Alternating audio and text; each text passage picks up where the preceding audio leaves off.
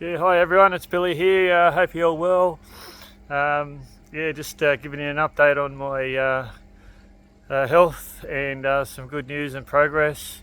I'm recording this Sunday morning, but I actually got out of hospital on Friday after a stint of 5 weeks. You can see by hopefully the smile on my face, I'm feeling pretty happy. It was quite the road and quite the challenge. My mountain climb, as we're calling it, hit a few hurdles and a few obstacles, but we got there, and there's still a road ahead and still some trails to continue climbing, and a few more levels and tiers of the mountain to climb to get to the peak and the summit. But we're well on our way, and having overcome a fair bit over the last few weeks puts me in good mindset, and really feeling positive moving forward. I firstly want to thank all the staff at SCU, or Sunshine Coast University Hospital. The nurses on a daily basis were amazing. All the surgeon and his staff, and the oncologist, who I've had a lot to do with at the moment, but they're moving forward. They'll be helpful. The disease and infection team were incredible. I had a fairly bad infection, or a lot of them actually, and they had to give me a three-pronged attack to get rid of it. And what was first diagnosed as being possibly months ahead, and surgery essentially only took about three and a half weeks to dry and heal the fistulas, and then no surgery, which enabled me to get out of hospital a lot quicker, even though 5 weeks seemed a long time, and it was. Relative to what it could have been, I'm feeling very thankful and blessed, and obviously good to be home in my own bed with Loretta and the family. So it feels wonderful. The hospital was great, like I said, and I can't thank them enough. All the staff were fantastic, incredible. The kindness and the professionalism that they display every day. I'm really thankful. I haven't had a lot to do with hospitals over the years. I've had a couple of surgeries, but generally speaking, I've been pretty healthy up until now. And but my eyes and heart's really open to them and what they do on a daily basis. The sacrifices they make, working nights, weekends for their family, to be away from their families for the sake of their patients and what they do. And a lot of them have got so much passion and love for what they do. Really flows through to the patients. You can feel that. So the care was second to none. So thank to all the staff if they happen to listen to this. Basically last day, it was Friday. We weren't entirely sure. They come around, and all my bloods and all my measurements that they've been going off were quite good. Pristine was the word. So that's all looking good. So they basically took my pick out, which is what they were intravenously feeding me and giving me all my antibiotics and that through, and also a drain that was coming out. The drain was basically draining all the infection out over a period of time for about 3 weeks almost. And initially that was sort of probably getting about a litre out a day, and it was not the best looking or smelling stuff, but eventually the last 3 or 4 days were quite clear, and to the point where it was bone dry, which was really promising. And clinically, that was one of the reasons why I was able to get out. They were pretty confident. So I'm down now to all my antibiotics is gone, just a couple of medications over the next couple of weeks. A bit of follow-up. I've got an appointment with infectious disease, just a check-up in a couple of weeks. My surgeon's team, I'll check in with them in a few weeks' time, and then an appointment with the oncologist to see where we're at. I think if you remember my initial operation where they did the resection and cut the tumour out, which was the size of a baseball, which still blows my mind, actually went really well. The surgeon was really happy and believes he got all of it, if not all of it, save a few that they found in the lymph nodes and bladder wall. But so we'll see where we're up to there. Promising that obviously everything's been going on, so he himself said, we'll get to that later after we deal with the urgency of this. So that's all to come, and we'll see what's in front of us. But feeling really good, energetically wise, feeling great. Obviously not 100%. I've got some weeks ahead of me. I'm not allowed to lift anything for 6 weeks, and just sort of restrained to walking, and I'm fairly active, so I'm sure Loretta will keep me in check there, make sure I do the right thing. Having spent 5 weeks in hospital, last thing I want to do is do anything risky to put myself back there. So I'll be doing all I can to chill out and make the most of it as well. I've got some riding to do and a few other things that I can do that are non-physical. So we're getting ready to go for a walk a little bit later, so I'll keep the walking up. I was like a Forrest Gump up and down the hallways of the ward, going up and down, wearing a path through there with my trolley. So I was probably doing an hour and a half a day just to keep active and to keep myself healthy, try to get a little bit of tone back in my legs after losing so much weight. Anyway, all good. I just wanted to, I guess, briefly talk about what we're calling divine neutrality. I think I've said this before and I'll say it again. The continual love and displays of kindness that I've received over the last longer than 5 weeks, but since I've been diagnosed, it's just been overwhelming. Like I've said many times, I'm so thankful and in gratitude.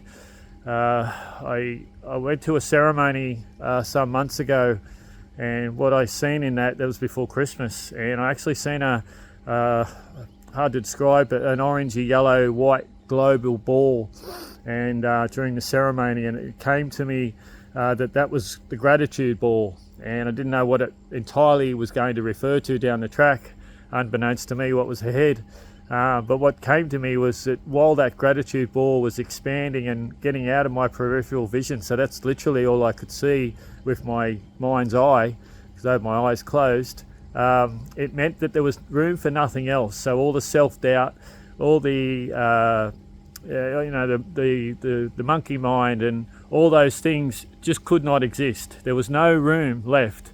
So when we're in gratitude and we have a love, it's all entwined, it's all encompassing, but having that gratitude for everything in life, that everything happens for us. Even now, right from the start, and I'm not trying to preach to anyone or tell anyone how they should live their lives, but one thing I would suggest and recommend is, instead of taking an attitude of things are happening to us, and I've said this before, it's amazing what a difference the attitude of gratitude has. And everything that happens for us and happens in our life, whether it be events, people coming in, from small to super huge, there's always lessons to be learnt and values to be gained and things that we can grow from and expand and evolve, and it's just an opportunity all the time to check into our physical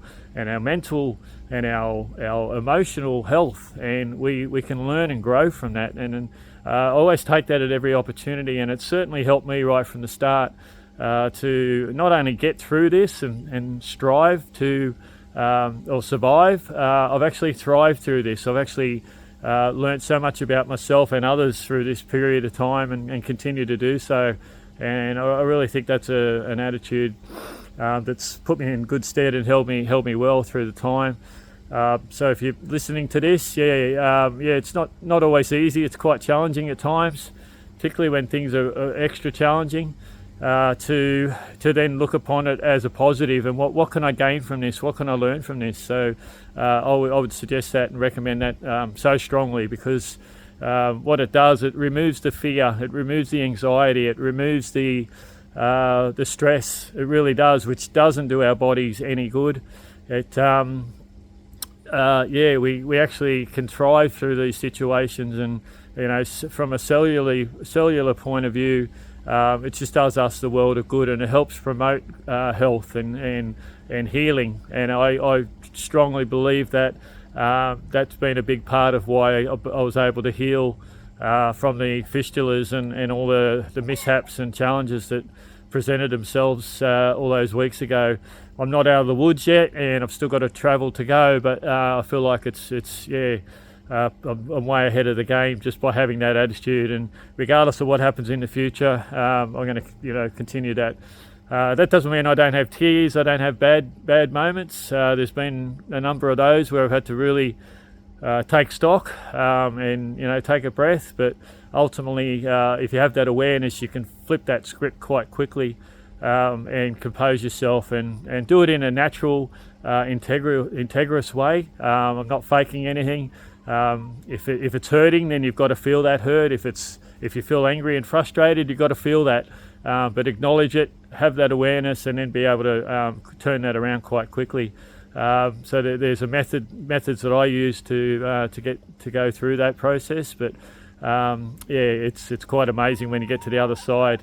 And like I said, it's definitely, apart from all the love and beautiful kindness and the healings and the prayers that I've received over the number of months now, I feel like we've all together contributed to me getting where I am today and back home so quickly. So I want to thank everybody, but I want to thank myself as well, which I think is really important. And I want to thank my family as well for all the beautiful support. I always get a bit teary with gratitude, because I'm deeply in gratitude. I've brought myself to tears a number of times over the last couple of weeks. Even the morning of walking out of the hospital, I just looked around and just was so much gratitude for everything they do. And where I was going, and actually having the ability to get out. I'll just move so you can see me because the sun's moved around. That divine neutrality, it's a beautiful thing. It basically, what I've found is it's the coincidences or the synchronicities of any examples of challenges that have happened over the weeks. I've taken it on in a way that when they first happen, of course you have to take a breath, and but if you feel into it and you have that acceptance and you feel into it, and you take away that anger and that frustration, and the resistance is huge. I find that once you are able to go through that, there was a moment there where they gave me a nasal tube, for example, and I had that in the afternoon, and that was the most uncomfortable thing I've ever had done. That literally put a nasal tube up my nose and down into my throat, and the bottom of it sort of leaned against my Adam's apple, so it was quite hard to swallow, and it was really, really uncomfortable. I resisted a lot to that, and I had to take a few breaths to go through that process. But ultimately, what I sat with that night, that was in the afternoon, and I was thinking, how long is this going to come in, be inside me? How long am I going to be putting up with this? And then I actually thought, okay, well, if it's this was the Wednesday, if it's going to be up until Monday or Tuesday, if it's a week, so be it. It was just so they could continue drying the fistulas out, and so there were reasons for it that I understood. So I accepted it, and I acknowledged that was what it was, and my resistance went away. I had an awkward night's sleep because every time I swallowed, it was like it was something stuck in my throat. But yeah, you just deal with it and all that good. 7:30 the next morning, the surgeon's team came in and said, "Do you want that tube out of you?" I looked with surprise and said, "What do you mean?" And he said, "Well, it didn't really need to go in." So they had some miscommunication, so it actually didn't need to go in. What it showed me, whether it's a coincidence, and this is only one of many things that have happened, when you let go of that resistance and you go into that divine neutrality, so you look upon any circumstance or situation or event and you go, okay, without good, bad, ugly, and you don't judge it, it helps you just acknowledge it and have that awareness, and then it seems to slide through. That lesson's learnt and you move on. I don't know how that works. I don't have all the answers, but I'm finding more and more in my life when I go into that divine neutrality, which is a beautiful space to be in, things always work out, as one beautiful lady, Jean Sheehan, always says. I'm a true believer in that, with faith, and at the same time you've got to be honest with yourself, and you've got to have that integrity to feel into what you're feeling. yeah, so I just wanted to share that, whatever wisdom that comes from that, if that resonates or not. But ultimately, yeah, I'll cut this. I'll finish this off now. But once again, thank you so much for your kindness, your messages, your visits. For 5 weeks, I had an outpouring of love, and yeah, so many visitors that it just yeah, lifted me up each and every time. I got a call or a visit or a message, and I just meant the world to me and showed me the love and kindness out there. So thank you once again. Hope you have a wonderful day, and I'll keep you posted. Okay, take care. Bye bye.